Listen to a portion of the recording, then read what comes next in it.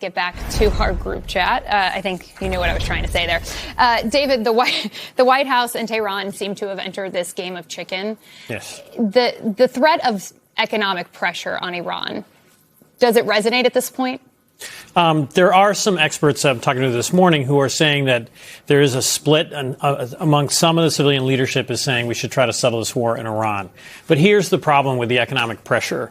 The biggest force in keeping Iran's economy afloat is China. Mm-hmm. China buys the vast majority of illicit oil. It's all through intermediaries and all these things like that. So the question is, are President Trump and Scott Bessent willing to take on President Xi of China frontally? And I can't wait for you to answer this question. But that's the problem here is the president has blinked when it comes to confronting China. He's done that over and over again. And he's also, I think, mishandled 5 months of negotiations with Iran, President Trump himself, by going back and forth and back and forth. So I'm not sure. I think the Iranians will wait and see if there actually is economic pressure that's brought to bear. Another big important place is the United Arab Emirates. They are very frustrated with Iran. They've been attacked throughout all of this. They took proactive. Yes, and what they are trying to do is actually they have their own ships with their own crews. They are going through running the gauntlet, and they say they're getting ships out through the Gulf. But that's the place to watch is, does China really stop buying Iranian oil? And does the UAE really stop all of its? There's tons of illicit trade also through the UAE. So, David, jump in on this. China doesn't need Iran as much as Iran needs China, but still, they're trading partners. India, also a trading partner of Iran. These are theoretically U.S. relationships, allies, if you will. How does this play out? So we're very close to this meeting between President Trump and President Xi that's supposed to take place in Washington. And I think that's looming large here and kind of speaks to what David's talking about, which is, will there be a reluctance to upset China at this point in time? I think the White House would want that meeting to go well because the economic situation with China right now still is so tenuous when it comes to trade and other issues. We've seen in recent months, the U.S. push back on China, and we saw that they could wield these rare earth minerals against the U.S. I think there's an awareness that China can play ball or make life harder for us here in the United States.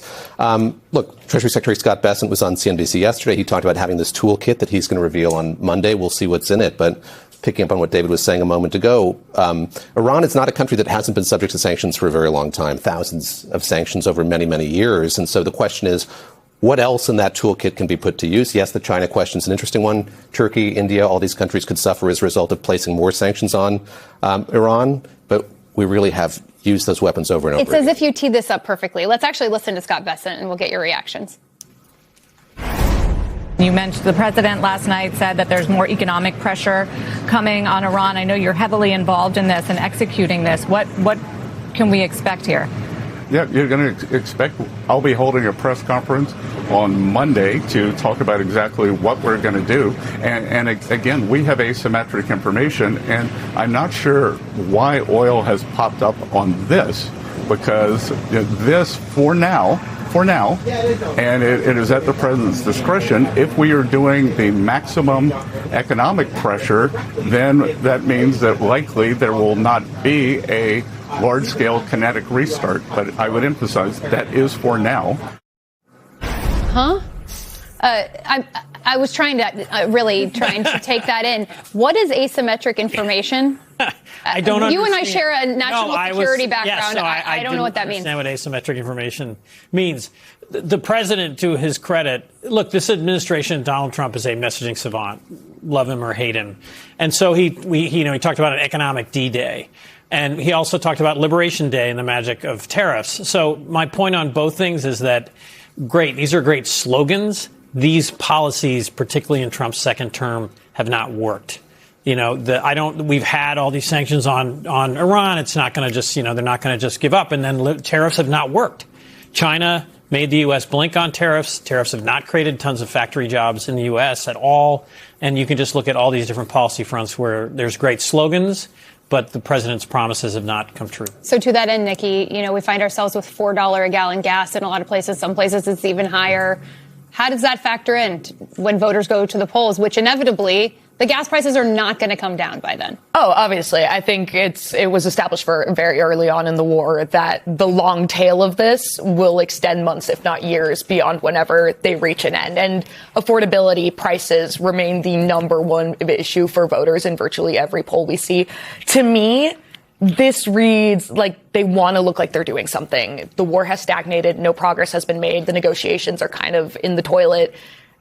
Economic pressure is what you do in the years before launching a kinetic war that then ends up in a stalemate. As you said, Iran has been a pariah for years now. And if the idea is here, okay, we have to put pressure on countries like China, if you're planning to do that, you don't downscale your military exercises with South Korea, which, yes, are a part of your agreement regarding the non-end of the Korean War, but they're also a way to show China, this theoretical future adversary that you're supposed to confront at some point, that you remain a military power and an entity to be grappled with.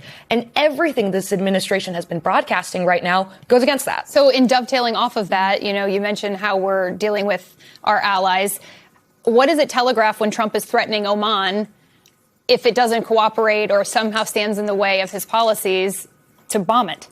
That we're an unreliable ally. I think I'm originally from Mexico. Like, I grew up in Latin America. I have a lot of connections in Latin America. Part of what we have seen in the antagonism this American president has toward a lot of Latin America is that countries like China and India have a lot of space to move in and operate and fill in those gaps. And if the United States is seen as an unreliable ally that can turn on you on a dime, that is an opening for China. That is an opening for Russia. It is an opening for countries who want the United States to cease to be the global superpower. Yeah, and we've seen in the Mecca Pact that was just signed, you have Saudi Arabia, Pakistan, and Turkey signing a mutual agreement for their own security, sort of mirroring the NATO-style agreement. What does that say about how concerned they are about U.S. reliability? Enormously concerned. I cannot, and I wish this wasn't true, but the amount of allies, the amount of credibility that the United States has lost in President Trump's second term is astonishing. If you go from seizing Greenland and alienating every country across Europe to mishandling the war in Ukraine to basically, blinking towards China, the U.S. has lost tremendous credibility. And the fact that that alliance you just mentioned is being formed shows how weak we are.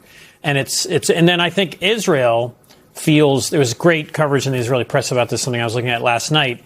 Many Israeli officials are astonished that the United States allowed Iran to take control of the Strait of Hormuz and appears prepared to let that continue, that Iran will leave this war more powerful than when it started.